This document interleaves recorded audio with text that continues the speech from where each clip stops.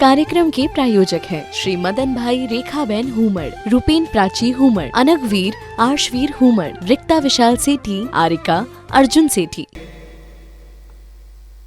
भव्यात्मा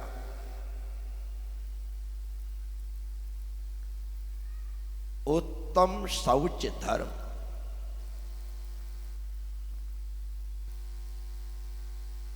शौच का अर्थ है शुद्धि।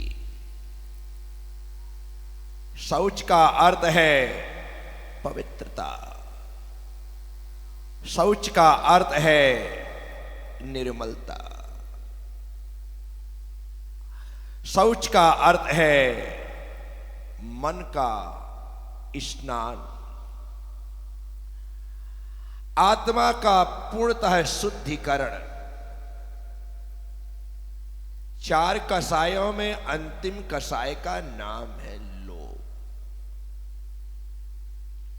और जो कसाय अंतिम कसाय है वो सबसे अंत तक चलती है। जब तक कसाय है तब तक शुद्धि नहीं है। इसीलिए आचार्य वीरसेन स्वामी कहते हैं, कसायों के साथ शुद्धोपयोग नहीं हो सकता। जब आत्मा का शुद्धिकरण ही नहीं हुआ है तो शुद्धोपयोग कैसे होगा। और कसाय जो है, लोभ जो है, वह 10वें गुण स्थान तक चल रहा है। इसलिए उस गुण स्थान का नाम ही है सूक्ष्म सांप्राय। यहां पर कसाय है, सूक्ष्म है लेकिन है। इसी कारण से यहां तक तो धर्म ध्यान है। जैसे ही यह जीव 11वें गुण स्थान में पहुंचता है या 10वें से 12वें में पहुंचता है, तो 11वें में पहुंचे या 12वें में, वहां पर प्रथम और द्वितीय शुक्ल ध्यान के साथ आत्मा कसाय रहित होकर के शुद्धोपयोगी हो जाती है। साथियों, जहां तक कसाय है वहां तक अशुद्धि है। कसाय का अभाव शुद्धि है। पूरी तरह से कसाय का अभाव होना आवश्यक है। अभी तो हमारे ऊपर कसाय का कैसा प्रभाव है। हम कसायों से दबे हुए हैं।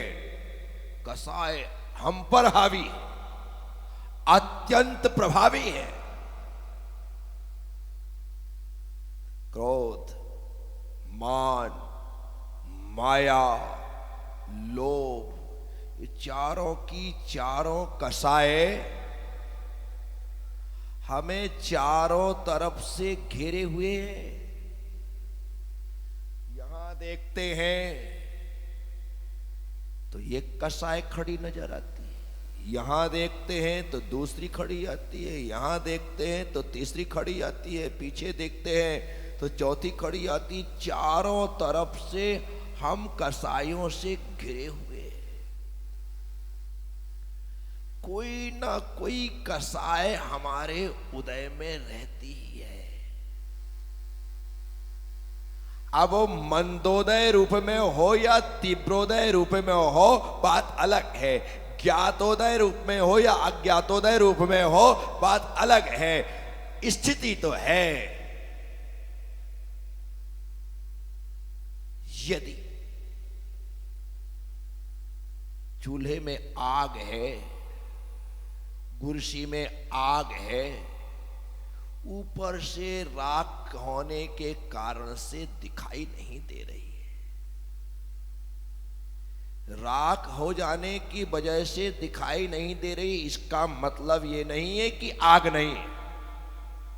एक बार हाथ डाल करके देखो, अभी पता चल जाएगा। उपशम अवस्था में भी, मंद अवस्था में भी कसाय है, तो कसाय अपना काम मंद रूप से करती है, लेकिन करती है। इसीलिए हमें अपनी कसाय को मंद से मंद करना है। ये धर्म का आगमन हुआ क्यों है? ये हर साल क्यों आ जाते हैं? क्योंकि एक साल में यदि हमें समझ में आ जाए तो इन्हें हर साल आने की जरूरत नहीं पड़ेगी। हमारा जीवन ही 10 लक्षणमय हो जाएगा। लेकिन इन्हें बार बार इसलिए आना पड़ता है क्योंकि 10 लक्षण के बाद ये चले जाते हैं और हम आगे बढ़ जाते हैं और फिर वही अपनी रूटीन की जिंदगी जीने लगते हैं। उन्हीं कसायों का साथ, उन्हीं कसायों का हाथ हम फिर पकड़ लेते हैं। इसीलिए तो ये बार बार उपदेश दिए जाते हैं, बार बार सीख दी जाती है, बार बार समझाइश दी जाती है। एक बार में समझ जाओ तो मुझे बार बार बोलने की जरूरत पड़े क्या? नहीं, हमें एक बार में समझ में नहीं आता, इसलिए बार बार समझाया जाता है। मन का शुद्धिकरण पहली कंडीशन है।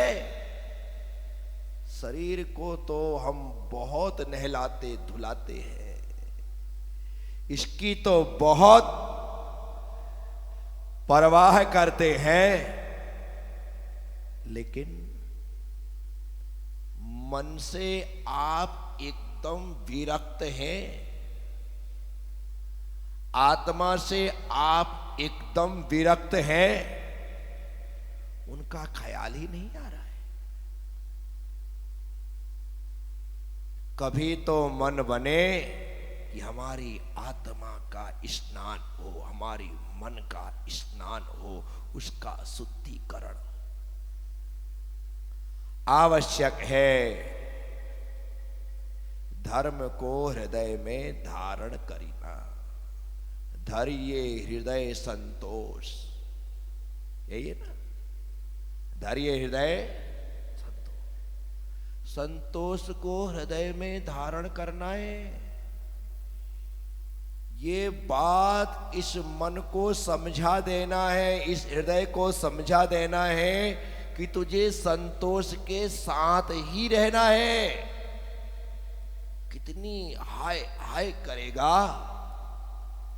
कितनी दौड़ धूप करेगा, कितनी डिमांड करेगा, आज तक तुझे संतुष्टि हुई क्या? कितना मिला, जितना मिला उतना हमें कम लगा।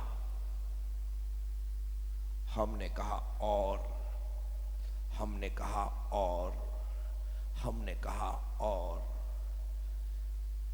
और जहां लगता है वहां दूसरा वर्ड आ जाता है, दूसरा शब्द आ जाता है। इसलिए आपने ख्याल किया होगा, पूर्ण विराम के बाद कभी और नहीं लगाया जाता। जहां पूर्ण विराम लग गया वहां और नहीं लगता, जहां फुल स्टॉप लग गया वहां एंड नहीं लगता।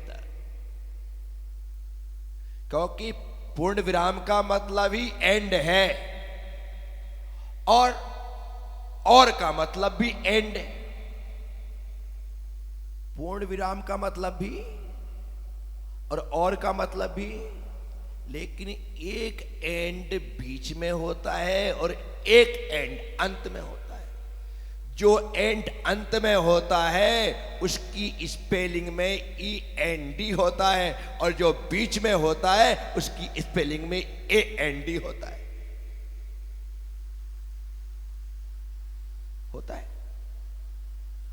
जो AND वाला और है वो और करता है, जो END वाला और है वो बस करता है।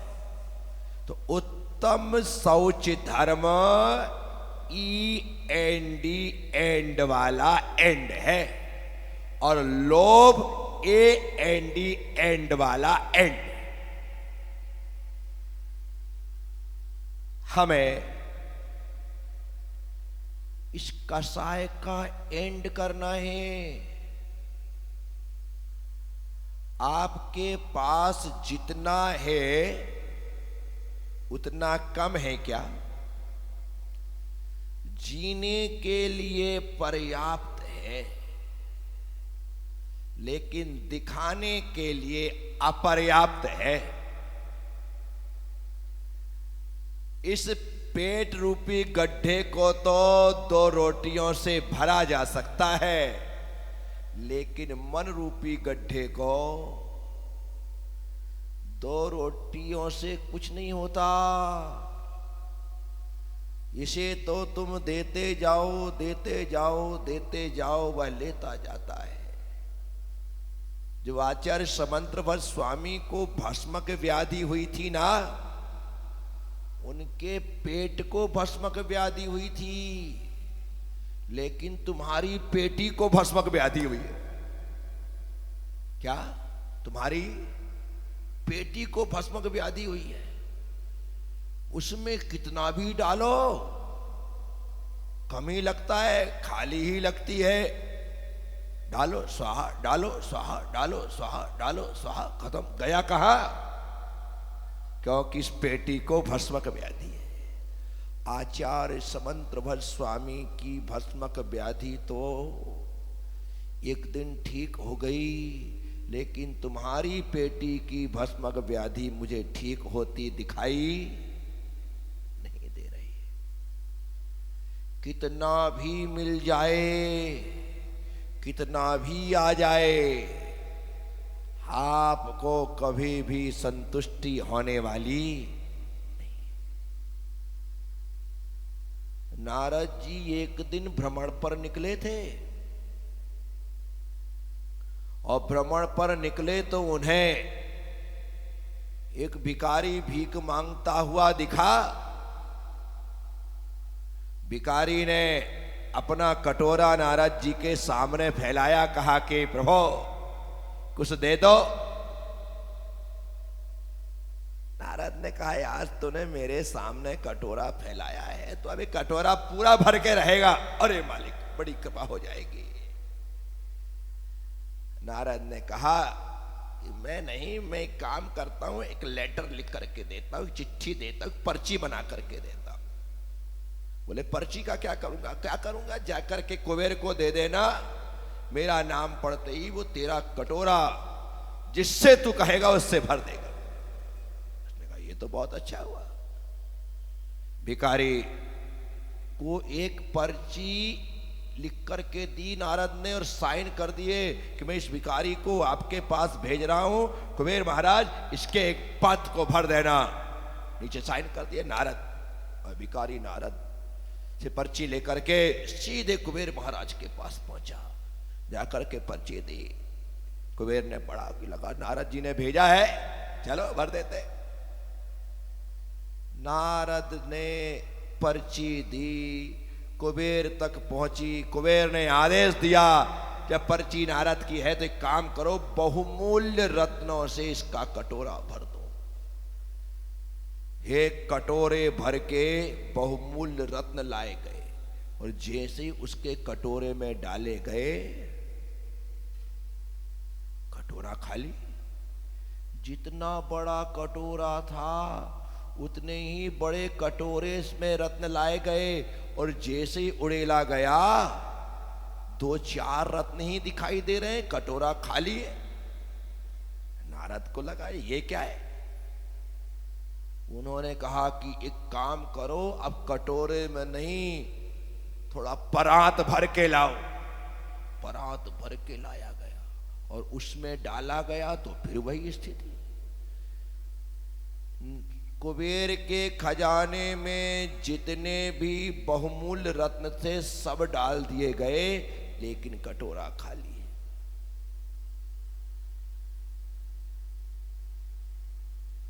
कुबेर ने कहा, अब शेष जितने और रत्न हैं वो सब ले आओ। सब लाकर डाल दिया गया। कुबेर का खजाना खाली होने लगा, लेकिन वह पात्र भरने को राजी नहीं। जितना सोना था, जितने आभूषण थे, जितने गहने थे, जिसने दागीने थे, सब डाल दिए गए। कटोरा चांदी के सारे आभूषण डाल दिए गए, पूरी चांदी डाल दी गई, तांबा डाल दी गया, पीतल डाल दिया गया, जो जो उत्तम धातु थी सब डाल दी। लेकिन कटोरा खाली, पसीना पसीना हो गया कुबेर। रत्नों का, धातुओं का खजाना खाली। अब कहा अनाज का खजाना लाओ। वो डालना प्रारंभ किया, पूरा अनाज का खजाना खाली, लेकिन कटोरा भरने का। इस बीच घूमते घूमते नारद जी वहां आ गए, सिवाय जानने के लिए कि मैंने एक व्यक्ति भेजा था, उसका कटोरा भर दिया। यहां देखा तो व्यक्ति कटोरा फैला के खड़ा है और कुबेर पसीना पसीना है, सारे के सारे लोग हलाकान हो गए हैं। नारद को कुबेर ने अकेले में ले जा करके कहा कि ये क्या तुमने मेरे पास मुसीबत भेज दी? सुबह से लगा हूं, सारा खजाना खाली हो गया, लेकिन कटोरा भरने का नाम नहीं ले रहा है। क्या बात कर रहे हैं? बोले हाँ, रत्नों का खजाना खाली, धातुओं का खजाना खाली, और अन्य का खजाना भी खाली होने वाला है कि आप आ गए। कुछ करो, ये मुसीबत आपने ही मेरे गले में बांधी है, अब आप इसे दूर करो। नारद ने कहा चिंता मत करो, मैं अभी इस समस्या का समाधान निकालता हूं। और उसके पास नारद गए। नारद ने कहा कि भाई क्या कर रखा है? क्या कर रखा है? आपने ही पर्ची लिख करके दी थी, कटोरा भरवा रहा हूं, ये भर ही नहीं पा रहे, सुबह से डाल रहा है, देखो बेटा कटोरा खाली का खाली। नारद ने कहा अब कटोरा तो तेरा बाद में भरेगा, पहले ये बता कि कटोरा किस चीज का बना है। बोले मैं सब कुछ बता दूंगा, लेकिन कटोरे की हकीकत से आपको परिचित नहीं कराऊंगा। बोले तुझे बताना पड़ेगा कि कटोरा किस चीज का बना है। उसने कहा नहीं बताऊंगा तो नहीं बताऊंगा। बहुत कोशिश की, जब उसने नहीं बताया तो नारद ने गोद में आकर के धक्का दिया तो कटोरा नीचे गिरा तो उल्टा गिरा तो नारद ने अपना सिर पकड़ लिया। इस कार्यक्रम के प्रायोजक हैं श्री मदन भाई रेखाबेन हुमड़, रूपेन प्राची हुमड़, अनगवीर आर्शवीर हुमड़, रिक्ता विशाल सेठी, आरिका अर्जुन सेठी।